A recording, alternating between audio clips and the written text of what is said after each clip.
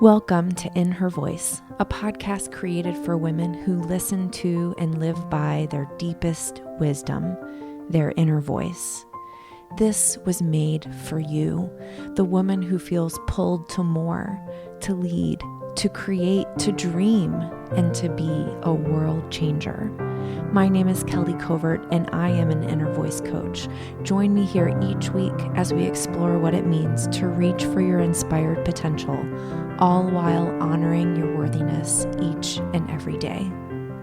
Well, hello there. This is Kelly, and welcome to In Her Voice. I am so excited about this week's podcast, and I have an amazing guest, Courdae, who is on the show today talking about just a topic that is so needed and so full of wisdom and a little bit hard to understand without just listening. It's on how to undo ourselves to become. And if you think to yourself, I have no idea what that even means, perfect, because this is for you. It is incredible. And I'm so excited to bring you this juicy conversation. I do want to share something with you before we get to the interview. You will notice as you listen that the sound on my end is not what you are used to hearing from me. It is not as good as it normally is. And honestly, I have no idea why. I didn't do anything differently. It just came out that way. And I thought about it a lot. Should I re-record the interview? I tried to fix it as much as I could. And the interview was just so dang good. I thought, Kelly, now is the time to practice what you preach and hang up your need to have everything perfect. Hashtag recovering perfectionist, and just put it out there, because if you don't put it out there, someone is going to miss out, someone that really needs this. So I apologize and I ask you to be patient. I did have my amazing assistant, Lana, listen, and she said she didn't think it was so bad. So maybe it was just me, but it is not what it usually is. So thank you for being patient with me in that. And I promise you that the interview will be worth it. Before we get to the interview, I want to tell you two things. Number one, I would love to connect with you over on Instagram. Instagram is my fave, and I'm sharing over there, especially in stories, pretty much every day and 2 to 3 times a week in the posts. But what I love about it is just a way to get to know each other better and to let me know what you think of the podcast, what you think of the conversations that we're having, and what you would love to hear more of. So you can find me over on Instagram at Kelly J. Covert, and I will put a link to that in the show notes. And then the other thing that I want to let you know is that I have room currently for 3 more Voxer clients. That's my Inner Voice Coaching Your Pocket program. It is fantastic. It's a really budget-friendly way to have inner voice coaching. And essentially, when you hire me as an inner voice coach, what you are saying to yourself is, I matter. I matter enough to ask for the support so that I can listen intently to what my inner voice is saying. And you know what happens when you do that? You find joy, you find gratitude, you find wisdom, things about yourself that you never even knew, you find clarity, and you're able to move forward in a powerful way to a place of living the life that you most want to be living, a life that's full of joy and peace and fun and happiness and a sense of deep fulfillment. So, like I said, 3 spots available in the next month or so, and I would love to fill those up with someone who really needs it. So if this is pulling on you, I encourage you to set up a discovery call with me. It's totally free. You can do it at kellycovert.com/discovery. Sign up and we will connect and we will talk about if inner voice coaching is right for you, because I would love to support you if it is. Now, let me tell you a little bit about my friend Erica. Erica Courdae is an entrepreneur, coach, and consultant. She is dedicated to expanding how multicultural professionals, managers, lawyers, coaches, and creative small business owners interact with the world. Through powerful conversations meant to create dialogue and connection, Erica seamlessly challenges them to perceive their reality through a different lens. Topics including diversity, equality, equity, and inclusion make for the awareness that she uses to create mind shifts for impact in life and in business. Erica believes talking about important and necessary topics in a safe space creates change and helps people feel comfortable, open, honest, and forward focused. And I will just say, Erica is amazing at what she does, and we need more people willing to step into uncomfortable conversations. And I'm so grateful that Erica is creating a space where we can feel safe in doing that, and where she can help us with the words and the feelings and all of those things that are going to help everyone rise up, because that's what we need right now in this world. So let's get right to the interview with Erica Courdae. Erica Courdae, I'm so glad to have you on In Her Voice. Welcome. Thank you so much, Kelly. It is completely my pleasure to be here. Oh, and oh my gosh, we're going to have a really juicy conversation today, because you being here began with just us connecting and having a conversation. And you said something in our conversation that shook me, that just really sat with me. And it was something I thought, let's keep going deeper into this idea on the podcast, because I think it's something that every single person needs to hear. And what you said to me was, in order to evolve, you must be willing to become undone. And I think where we'll start is, what do you mean by being undone, becoming undone? What does that mean? Well, I think there's something about this place that you can get to, and you have these thoughts about what it is or what it isn't. And it can be about who you are as a person, or who you are as a parent, or who you are within the context of the work that you do.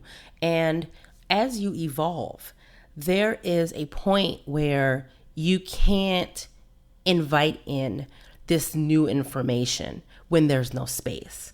And so when you are trying to expand, there's no way to keep shoving more and more and more in as to who you're trying to walk into being more of, if you don't find this way of unbecoming who you've always decided that you are, or were told that you were, or had somehow reconciled yourself with believing that this story was authentic to you. And so in order to have this evolution, there are things that you have to shrug off. You have to let go of. You have to absolutely let that fall behind.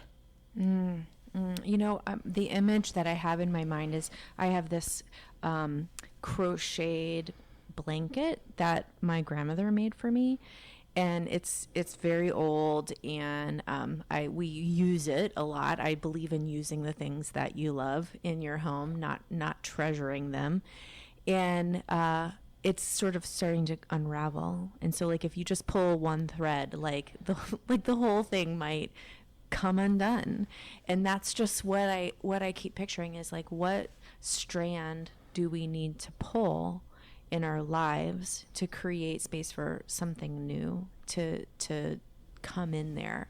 So can you share an example of this, a story or something that you've seen maybe with a client that you've worked with, or in your own life, about how this undoing had to happen first before the growth? Absolutely. So for myself, Erica Courdae happens to be the secondary brand that I'm building. The first brand is Immersion. It's a hair and makeup brand that I've had now for over 10 years. And Backstory, I mean, I've been a hairstylist and I've also been a makeup artist within that time, but I've been in the beauty industry for over 20 years, and it's shifted quite a bit over the years. And there was a point where with my business, I really wanted to rebrand. And part of it was just from the, colors and the logos, just that kind of visual part.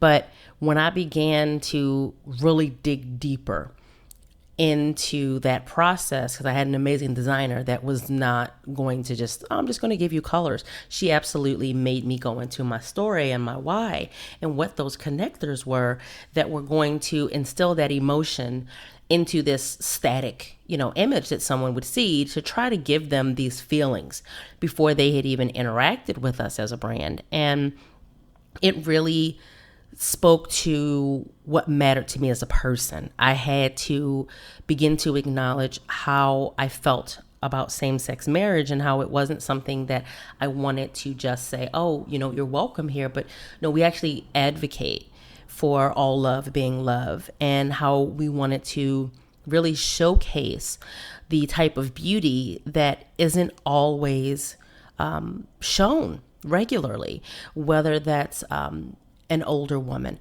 whether that's a woman that is not petite or is not small or skinny, a woman of color, a woman whose hair wasn't long and straight, someone that had natural hair, someone that had curly hair, just being able to show what beauty looked like in all of its facets.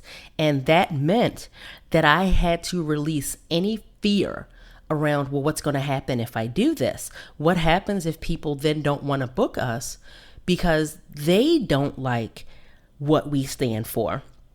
And I had to really acknowledge that it didn't really matter. I didn't want that money. I didn't want to be held hostage to a perception that I didn't subscribe to personally or professionally. And to have to really say, my main purpose in this business is not simply I want to make money. I had ethics. I wanted to utilize my platform to stand for it, to advocate for it, and to make it a place to where people felt as though this was created with you in mind and not just, oh, I'll take your money as well.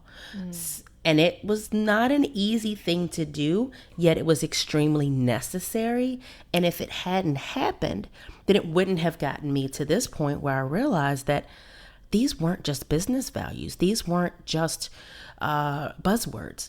These were cornerstones of how I moved through the world. This is how I am as a parent. This is how I am as a person.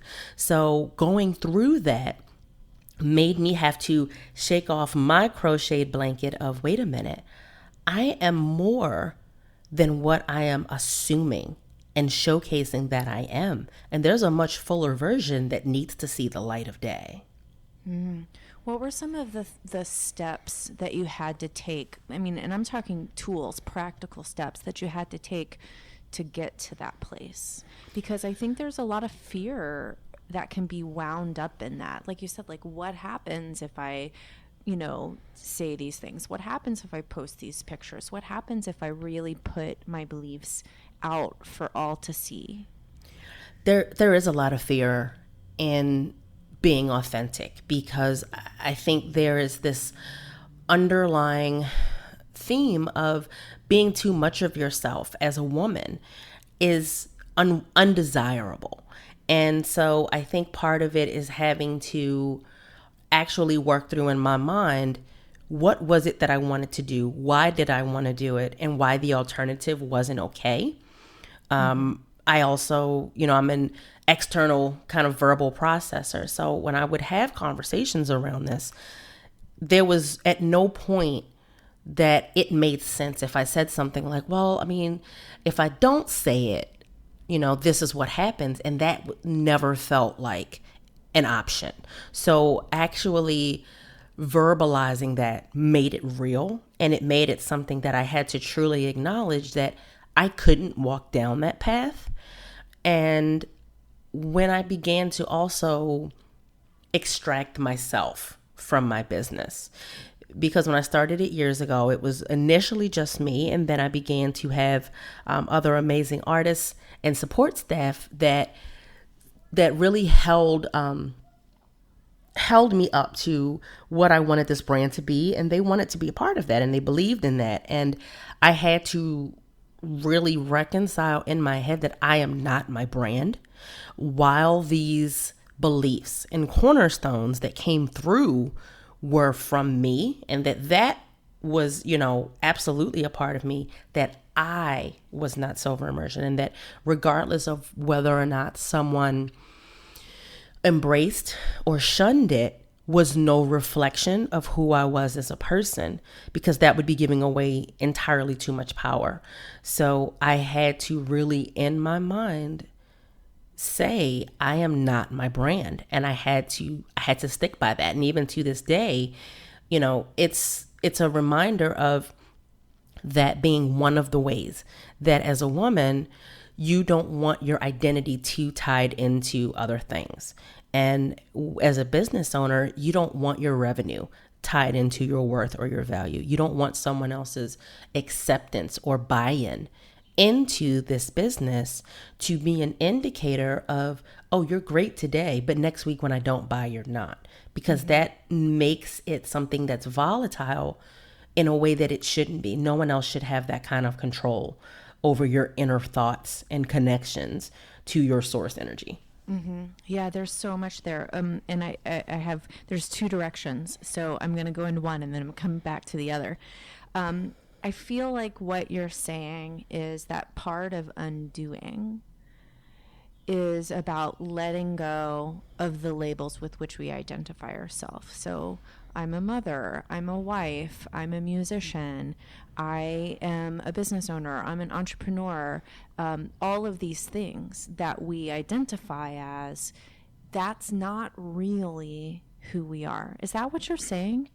That's a huge part of it. And you put it very succinctly, because it is very easy for us to get our identity wrapped up into these external things. And like, I'll use being a mother as an example. I love my children dearly, but if I completely put my worth and value into them, then that, number one, is doing them a disservice, because they're not able to be their own entity, because I am so wrapped up in it that they can't be on their own.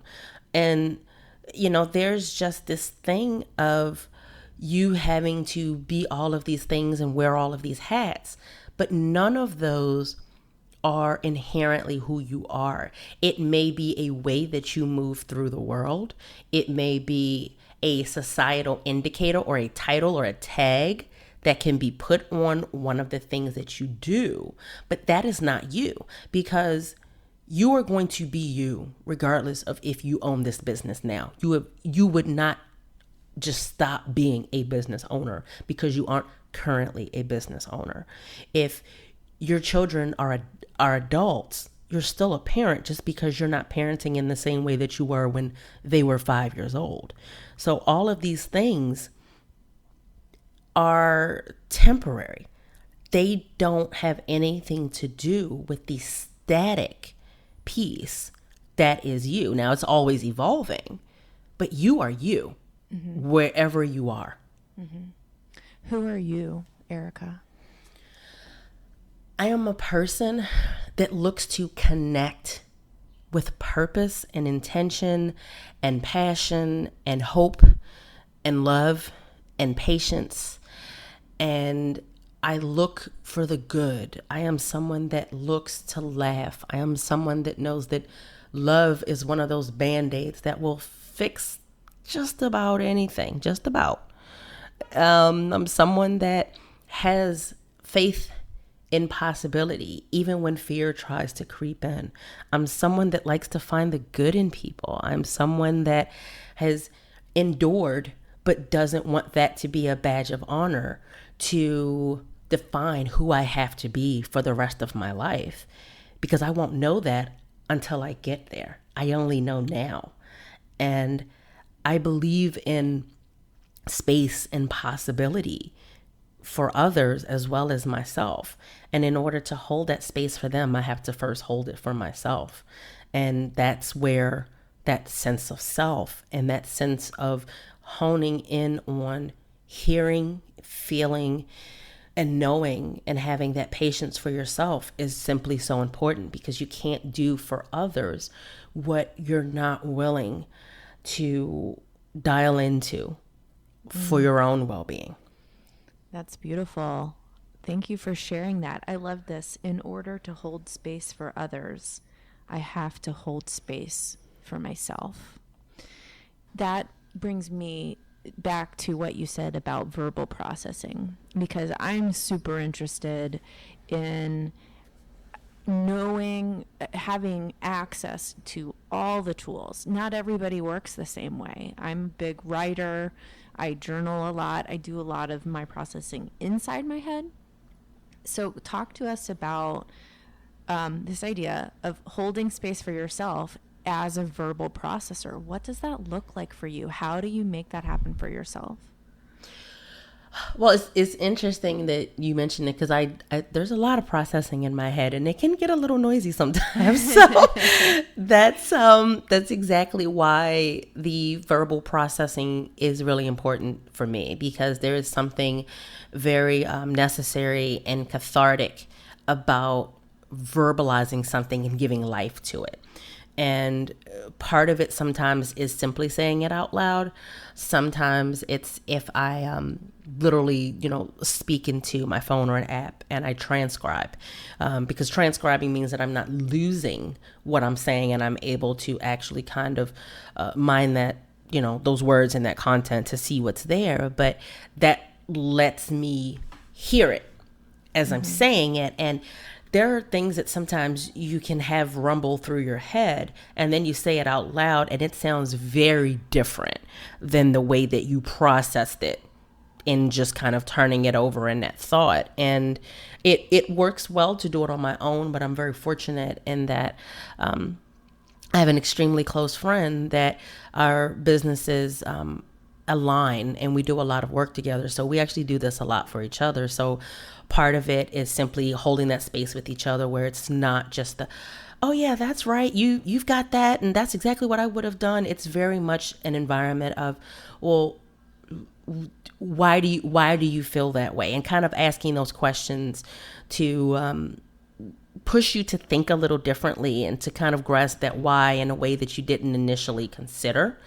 And in doing that, again, if we transcribe, then you're realizing that you know more than what you think you do. And when you're in the realm of coaching, so much of what happens is you asking the questions to allow people to arrive at the awareness that they already know what they need to know. So this is kind of a way of creating that in a loose format where you're like, oh, well, yeah, I guess I did answer my own question already. Or I guess I do kind of have more of the answers than what I realized. Because sometimes if you don't get it out, whether it's writing it, whether it's speaking it, however it is that you need to facilitate that awareness, there's a lot of lost opportunities for, expansion. And it's such a huge thing. And, I wouldn't say it's a waste, but again, so it's a lost opportunity, and we don't want to lose that. Yeah.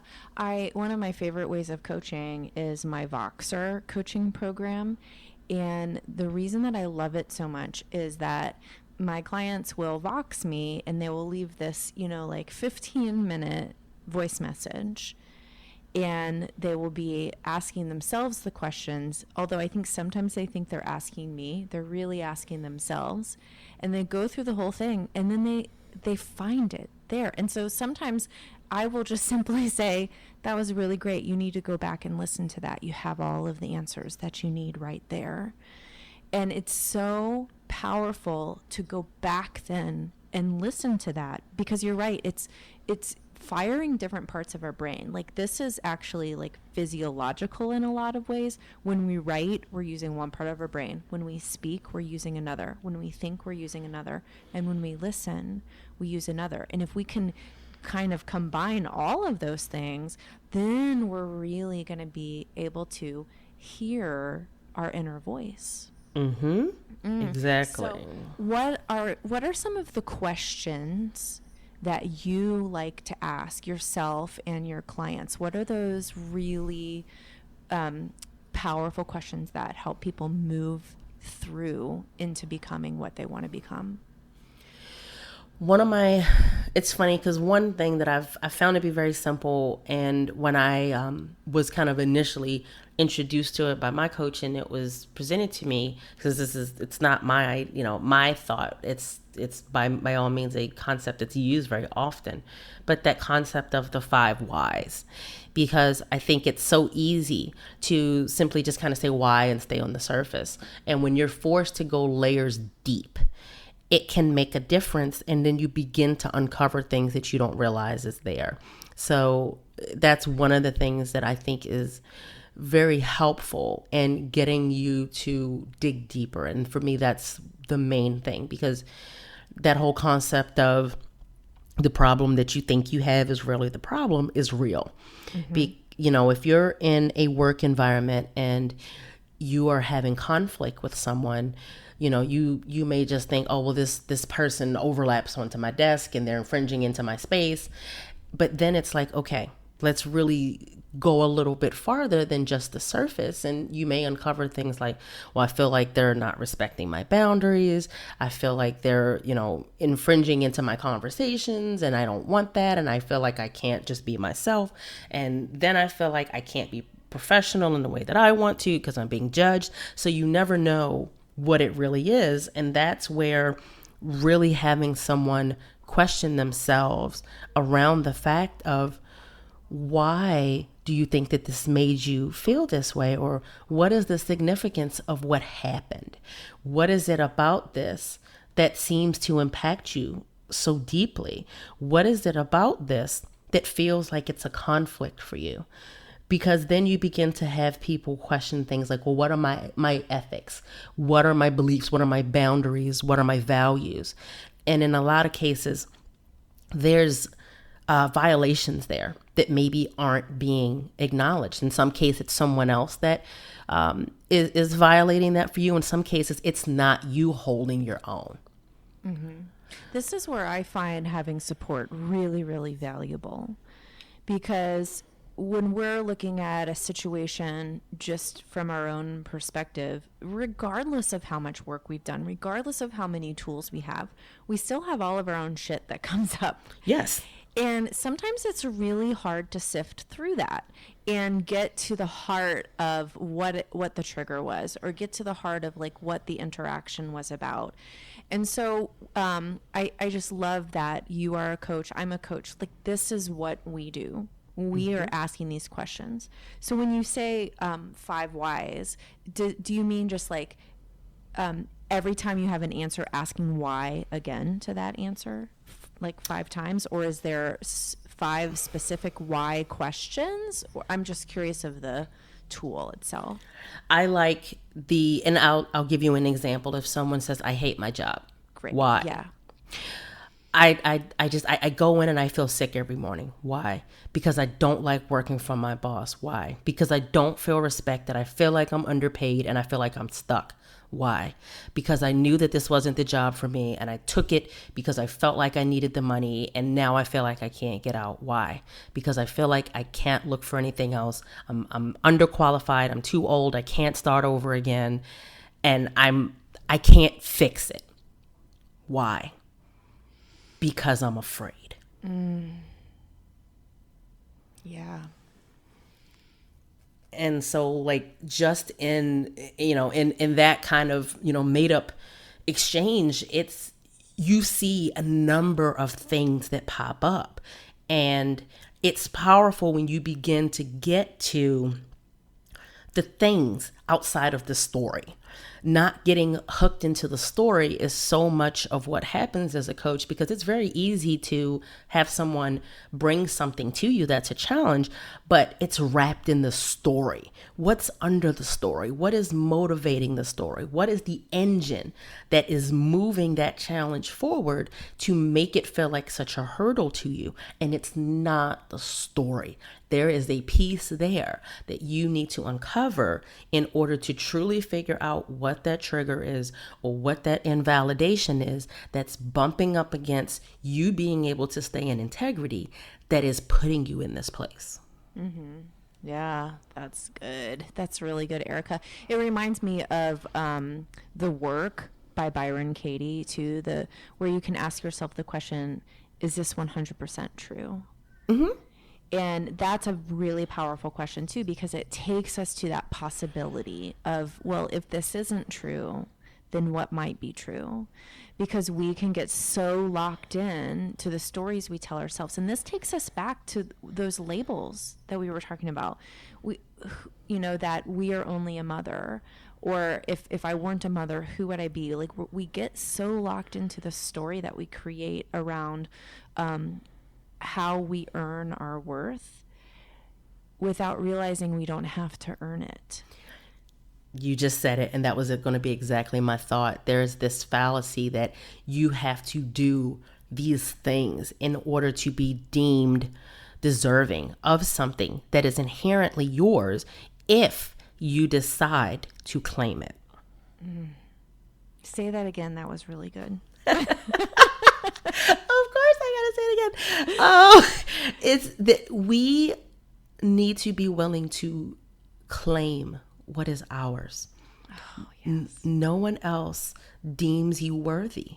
No one else. There is no outside force that will deem you worthy. Only you will deem you worthy.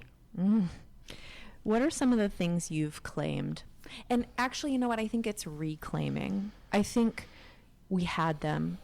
We had that when we were little, when we were babies, and then we lose it. Not lose it, we lose grasp of it. And so we have to reclaim it. What are some of those for you? It's funny you say that. I think a big part of that is shaking off the stories that we're fed or given and really identifying if it's in your voice or not, and figuring out whether or not you can invalidate it for you to keep in your toolkit. And one of those for me was some of the myths that came up around race. I was raised by a mother who grew up at a time when things were extremely segregated. They were very whites only, colors only. And I had a grandmother that could pass as white to get into places, and my mother and aunts and uncles could not. So my mother had a very distinct story around race, and some of it was perpetuated as an adult in her career. But I decided that that didn't have to be the truth that I carried. And for me, that's been a big part of how I move through life. I address and interact with people as an individual. I don't do this blanket, oh, you are fill in the blank, so therefore you are fill in the blank.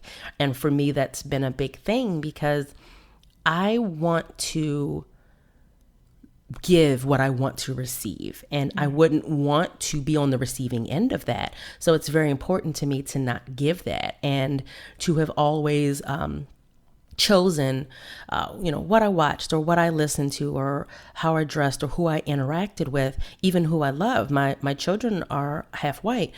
These were things that I chose based on what worked for me. Not a societal story, not a generational story, not a stereotype. And that's a very challenging thing to work through when you were given things that really set you up to work in exactly that way. Well, and I think also to add to that, and this is your experience, so you can speak into it, but if you look for those things, you can find them.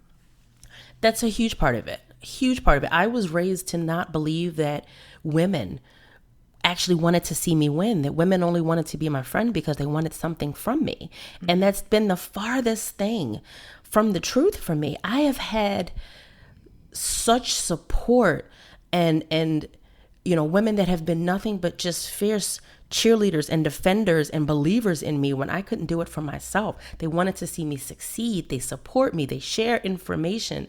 They're not afraid of, I can't show her or tell her that. I have gotten such sisterhood and camaraderie and just connection from women And a lot of these women don't look like me. And yet, me being someone that does talk about things like race and privilege, that doesn't create a barrier, because it is just simply another method of how we communicate. And it's just proof that these things don't have to be barriers if you don't choose for them to be. Mm-hmm. I love what you said about interacting with every single person as an individual. How I picture it is like it's soul to soul. Mm-hmm. So how can we connect with people soul to soul? We set aside our differences. We don't look for the things that are different. We look for the things that are the same. And how are we the same? We are all worthy. We all have this spiritual place inside of us that can connect at that level. And I think if we walked the earth doing more of that, wouldn't this be a much different place that we live in? Well, yes, and vulnerability is a big part of it. And, like I said, like it doesn't have to be a reality. Now, the reality is that there are a lot of things in life that should not be the way that they are. But when you are interacting with someone one-on-one, and this is where, for me, I tend to facilitate change and hold space, and this is what works for me. I can't go out and yell to the masses, you need to fix this, and that automatically fixes it. But I can have a conversation with one person or a small group and begin to challenge preconceived notions and to have a dialogue and exchange based on being open and honest and vulnerable and curious and patient and respectful, that can absolutely trigger, immense ripples of shifts. And, these things don't change on their own, which is why, for me, when you allow yourself to be open to possibilities, it can shift. Everything does not shift on its own. Everything does not shift easily, but it does allow you to see what can happen when vulnerability and kindness and tenderness becomes a place that you reside, and it doesn't come from defensiveness or, again, stereotypes and labels or preconceived notions and implicit biases and all of these stories that you're given that you can't even say are yours. Yeah. So when we undo ourselves, you can see that as one of two ways. You can see that as a loss of who you are, or you can see it as a space to create more possibility. And that just feels so much better, doesn't it? It's a huge thing, but you also have to question, loss can have two sides of it as well. Like you can look at loss as something that you wanted to hold on to that you lose, or you can look at it as something that no longer served you, that you needed to put down. Yeah. Oh, so good. So good, Erica. So you are having a lot of conversations like this in your life as a coach and business. And so why don't you share with my listeners how they can hear some of those? I can do that. So for me, one of the big things that I actually have just recently done is I now have a podcast. Yay! And it is called Pause on the Play. We are currently pretty much everywhere. Spotify is one of the big things for us. iTunes is in the works. And it gives a place where there's just really this open and honest dialogue. And again, I like to utilize this as a place for conversation. That is my method to make change. I also run something called the Conversation Workshop. And the Conversation Workshop is a place where we bring a limited amount of people in the room. It is usually myself, and I bring in a guest with me. And we have open, honest dialogue around a topic and how diversity and inclusion can overlap into it, or how some of the stories that we've been given or societal indicators can really play into these areas. And these are built around being 90 minutes, 60 minutes of dialogue, and then 30 minutes for you to really ask your questions and get that support with us in the room. I also have my website, of course, ericacourdae.com, and you can find me on Facebook and Instagram. Instagram is absolutely my preferred platform, and that's at Erica Courdae. And I definitely encourage people to have dialogue with me. My entire purpose is to use conversation as a catalyst for change. I really know that differences that can happen, these shifts, they come from connecting using your conversation. So, comment on posts or, hop in my DMs. Really, this is a place for you to be able to tell me what it looks like for you. How do you need support? And that lets me know, how can I serve? What is it that I need to talk about on the podcast? What is it that I can expound upon in the, content and information that I'm putting out? Because this is for you. Yeah. And I will say to you, Erica, I've learned already so much from you, and I just appreciate your willingness to have these brave conversations, because we need them. We need more of them. Thank you, Kelly. You're welcome. You hold space for me to be open and honest and be myself today. So that's awesome. Well, and so I want to end with my favorite question and last question. And that is, in your life these days, what is your inner voice saying to you? Trust the expansion. So I feel like I'm at a place where there's a lot of moving and shaking. I kind of use the analogy of someone, picked up my box and shook it. So there's a lot of really great things that are happening, and it's happening very quickly. And it can sometimes feel a little discombobulating, because you're just kind of like, I can't always tell what's up from down, and there's a lot of things. But in all of these things, I know that it is a part of my expansion. I know it's a part of my evolution. And for me, that trusting of it is me being able to tell the universe that you're hearing what I said and what I asked for and what you know is best for me, and you're making these things happen. And just because I don't know the path that you're making them happen through doesn't mean that I have the place to question the process. So that trust in this expansion right now, and listening to myself and what I need and how I'm feeling and where I need to create space for me to just simply be, that's everything right now. I love that. When I ask this question, it's a little bit selfish, because I feel like I always learn from other people's inner voice too. Everyone's inner voice is so wise, so wise. So trust the expansion. I'm going to take that. I'm going to take that today also. Take it. You can have it. Erica, thank you so much for being here. It has been such a lovely conversation. Thank you so much for having me, Kelly. I hope you guys enjoyed that interview with Erica as much as I did. I so love connecting with her and love having her in my life.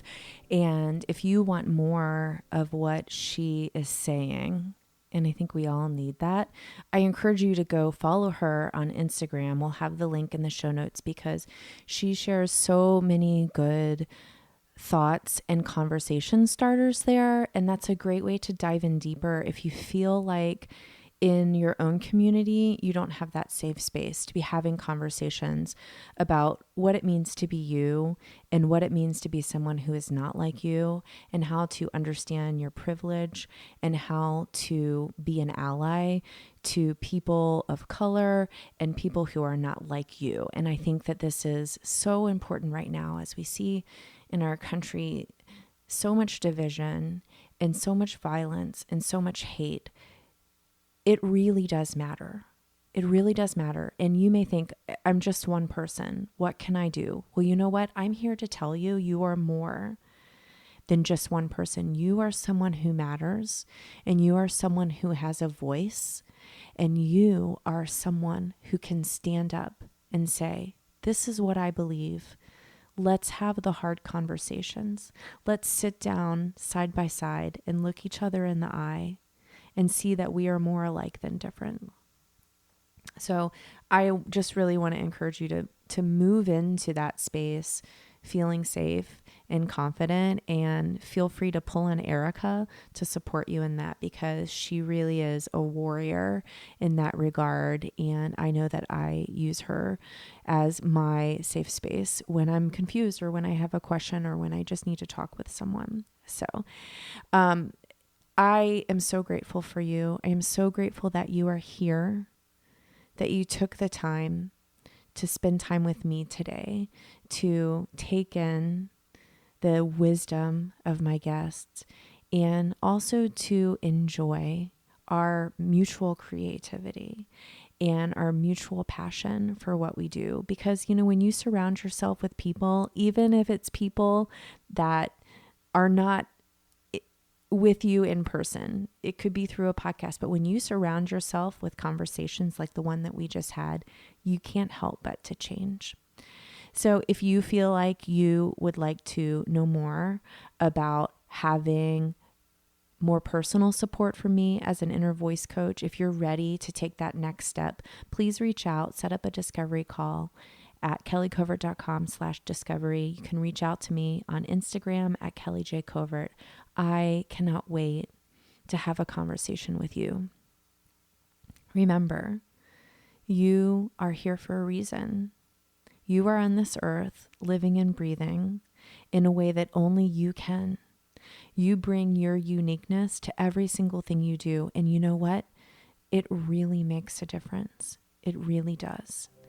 You are worthy.